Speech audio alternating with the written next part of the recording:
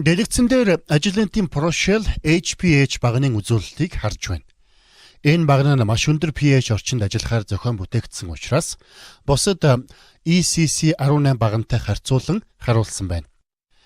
ECC багны хувьд pH 9 хүртэл гайгүй байж байгаад бидний туршилтанд ашиглаж байгаа өндөр pH-тэй орчинд pH нь 10 байх бикарбонатын буферийн орчинд үзүүлэлт нь муудаж эхэлсэн байна.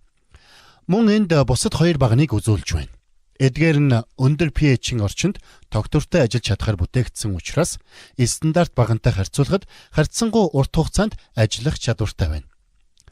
Энэ хроматограммын зургийг манай нэг үйлчлүүлэгч явуулсан юм а. Эхлээд шинжилгээ хийж эхлэхэд ямар ч асуудалгүй зүгээр байж байгаад 30 орчим дээж уншуулсны дараа үр дүн нь ийм болоод ирсэн байна. Тэгээд юунаас болоод ийм болчих вэ гэд бид нар нэлээд ярилцсан. Тэгсэн чинь үйлчлүүлэгч маань хөдөлгөөнд фазда 0.2 T ашигласан бөгөөд үүний pH орчин нь 11 байдгийг мартаад яг л pH орчныг нь 7 орчим гэж бодож шинжилгээгээ явуулсан байна. Багны силика буюу цахиур ийм өндөр pH орчинд уусснаас болоод баг нь ажиллагаагүй болж холбоос нэгдлүүд болон шилжиж байгаа бодисуудын хооронд хоёр дахь харилцан үйлчлэл явагдаад эхэлсэн байна. Түүнээс болоод шинжилгээний үр дүнг харуулах пикийн хэлбэр дүрс нь өөрчлөгдөхөд хүрсэн.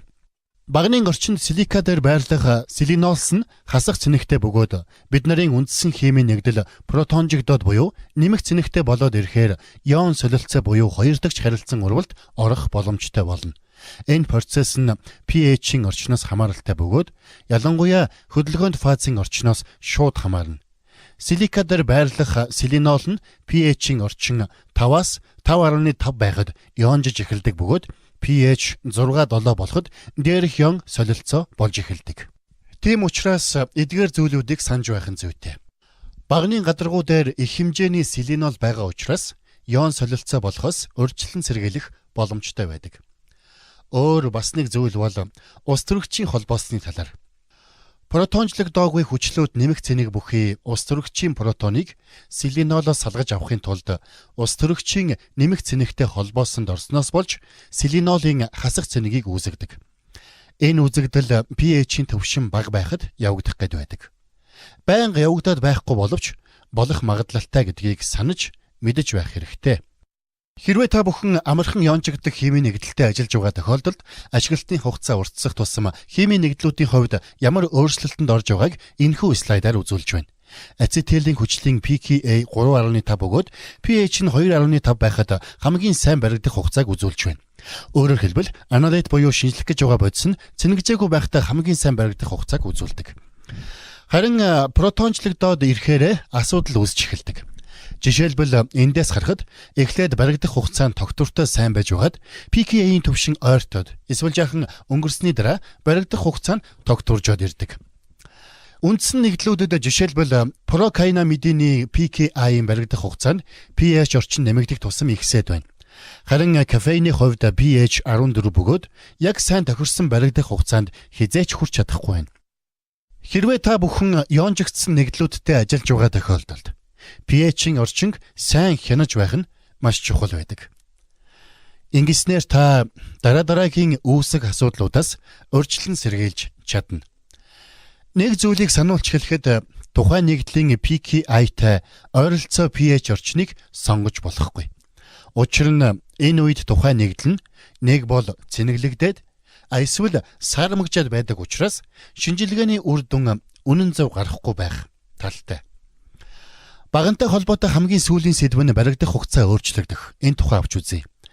Хүчил, шүлт, саармаг нэгдэл байснаас үл хамаарч таны пикүүд баригдах хугацаа нь бага байх тал руу хөдөлсөн байх юм бол bonded фаз буюу багнанд байрлах холбоод фазаа алдснаас хөдөлгөөнд фаз тогтвортой биш. Гэхдээ энэ тохиолдол болох нь ховор. Эсвэл уусмлын урсгалын хурд удаан байснаас болох магадлалтай. Энэ тохиолдолд та бүхэн насосны хэвийн ажиллагаа буюу багажны үзлэг оншилгоонд анхаарал хандуулах хэрэгтэй гэсэн тохио байх магадлалтай. Харин баригдах хугацааны их байх тал руу пикүүд шилжсэн байх тохиолдолд усан дах органик уусгагч нь багассан, баг нь өөрчлөгдсөн. Гэхдээ энэ үзэгдэл тохиолдох нь бага. Мөн уусамлыг түгээх систем хэвийн ажиллаагүйтэй холбоотой байдаг. Хэрвээ янжигдсан пикүүдийн баригдах хугацаа өөрчлөгдсөн байвал хөдөлгөөнд фаз дахь ууршимтгай нэгдлүүд нь ууршаад алга болсон. Үүнээс болоод янжилтын хүчийг өөрчилсөн, мөн pH-ийн орчныг өөрчилсөн, үүнээс болоод баригдах хугацааг өөрчилсөн байна. За бас багнанд өөрчлөлт явагдсанаас болж жишээлх юм бол багны холбоост фазад бохирдсноос болсон байх боломжтой. За ингээд бүгдээрээ пикүүдийн хэлбэрийн өөрчлөлтүүдийн талаар хурдхан ярилцаад явчих. Хэрвээ пикүүдийн хэлбэр нь бүгдээрээ жигдхэн өргөсөд ирэх юм бол таны ашиглаж байгаа багнанд асуудал гарсан байна. Зарим тохиолдолд дээжний хэмжээ хэтэрхий их байснаас болоод багнан дээр очиж дээжин дэх нэгдлүүдийн салалт явагдаж тэнцвэрт байдалд ортол цаг хугацаа авснаас пикийн хэмжээ өргөсөх тохиолдол байж болно. Мөн хөдөлгөөнд фазны нэгт болон дотор нь агуулгадж байгаа зүйлүүдээс болоод их зуурамтгай шинж чанартай бол өргөн пикийг үүсгэж болно. Зарим тохиолдолд дээжийг агуулж байгаа уусмал нь хоорондоо тохирохгүй байснаас болдог. Хэрвээ хроматограф дээр үүсч байгаа зарим нэг пикүүд хэлбэрийн хувьд бусдаасаа ялгаран өргөсөд байвал өмнөх дээжээс үлдсэн элеютийн нөлөөснөөс болсон байж магадгүй. Ялангуяа изократик салгалтын үед ийм явдал болох гээд байдаг. Мөн молекул масс ихтэй уурагч юм уу? Эсвэл полимер нэгдлүүд бас өргөн пикийг үүсгэдэг. За мөн зарим изомерик хэлбэрийн нэгдлүүд нь эргэж буцаж полимержих процесс явагдсанаас болоод өргөн пикийг үүсгэдэг. Пикүүд сүүл үүсгэх тухайд зарим пикүүд нь сүүл үүсгэхэд байвал энэ нь хоёр дахь солилцоо явагдсантай холбоотой. Үүнд ионуудын хооронд солилцоо явагдсан эсвэл уургууд нь хоорондоо харилцан уралд орсноос болсон байх магадлалтай. Мөн том пикийн араас жижиг пик гарч ирснээс болоод энэ нь сүүл шиг харагдах гээд байдаг.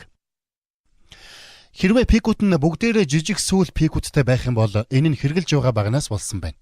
Энэ нь системд хэтэрхий их хэмжээтэй дээжийг оруулснаас буюу дээжийн урсгалын хэмжээ хэдэх байснаас эсвэл цаг хугацааны явцад багн нь муудснаас багн руу ордог инлет бохирдсноос зарим тохиолдолд шинжлэх гэж байгаа бодисууд нь металлтай харилцан уралд орж бас сүүлийг үүсгэж болно.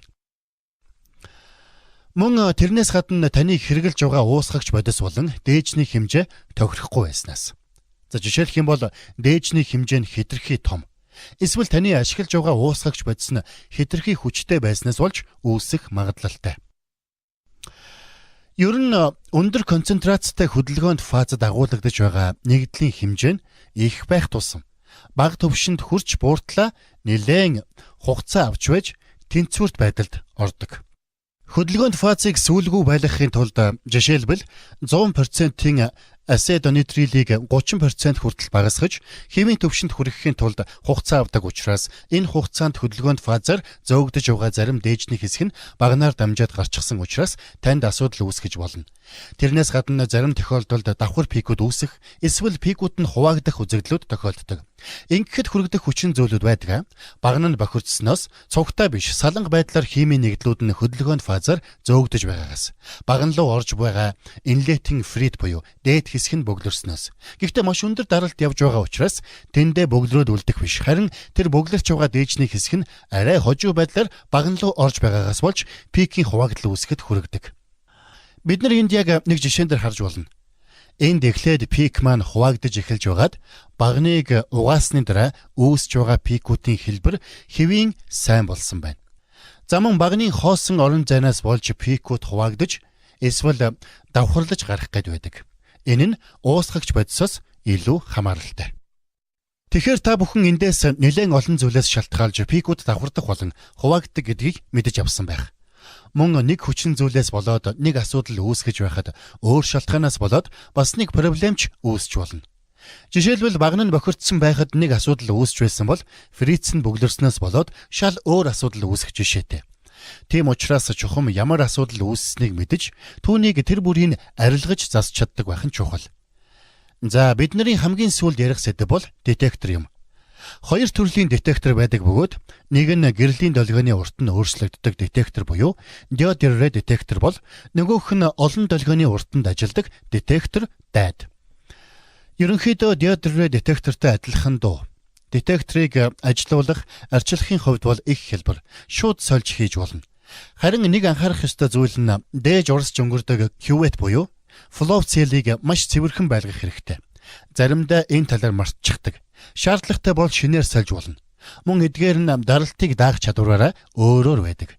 Зарим тохиолдолд UV детекторын дараа өөр бас ямар нэг детектор, жишээлбэл флуоресценц детектор байрлуулсан байж байгаад UV детектор дээр маш их даралт өгснөөс болж Кувейт дээр ан цав үүсч шингэн урсж гожих магадлалтай. Багнаар дээж дамжин гарсны дараа маш их хэмжээний даралт огцон багасдаг боловч яг үнэндээ энэ даралтны нөлөө нь багны нөгөө талд байгаа UV детекторын кюветэнд хിവэрэ байсаар байдаг. Хэрвээ та их өндөр pH-тэй уусмал бүхий дээж шинжилж байгаа тохиолдолд кварцын цонх хэрэглэхээс аль болох татгалзах хэрэгтэй. Учир нь pH өндөр байх тусмаа кварц болон туяаны үзүүлэлтүүдэд нөлөөлөх гээд байдаг. Тийм учраас урьдчилж ямар шинжилгээ хийх гэж байгаагаас хамааран бүх зүйлийг сайн төлөвлөж хийх нь их чухал. Мөн микроорганизмын халдвар авахаас сэргийлж багжийг ажилуулаагүй үед Кувейтийг 5-10% органик уусмалтай байлгах ба ажлын уусмал буферийг хизээч үлдээж болохгүй. Учир нь буферийн үлдэгдэл ууршиж кристалл үүсгэн дараагийн гэмтлүүдийг гаргаж болзошгүй. За одоо бид нар хамгийн сүүлд масс спектроскоп детекторууд дээр бохирдлоос холбоотой гарч байгаа жишээнүүдийг харуулж байна. Эдгээрийг Алекс намайг харуулж хараа гэсэн бөгөөд хэрвээ та бүхэн дээжээ маш сайн цэвэршилттэй дээжийг багжинд оруулаагүйгээс болж ямар байдал үүссэн байгааг энэ зургуудаас харж болно. Давсуудыг сайн цэвэрлэж аваагүйгээс болж давсны давхраг үүсчихсэн байна.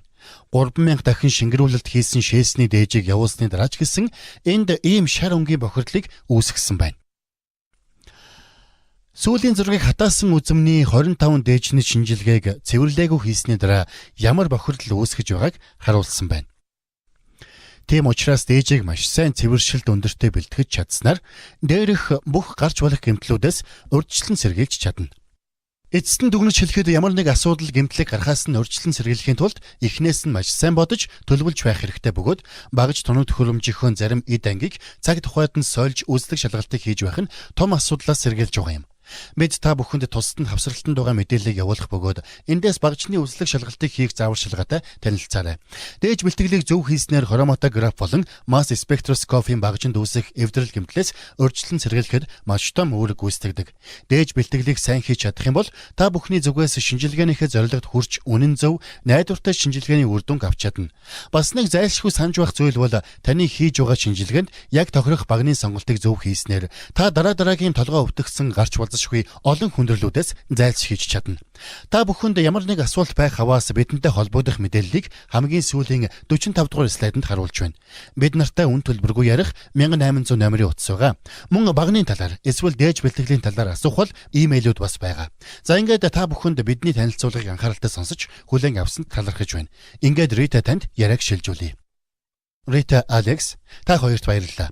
Сонсож байгаа хүмүүст их хэрэгтэй мэдээлэл болсон гэж бодож байна.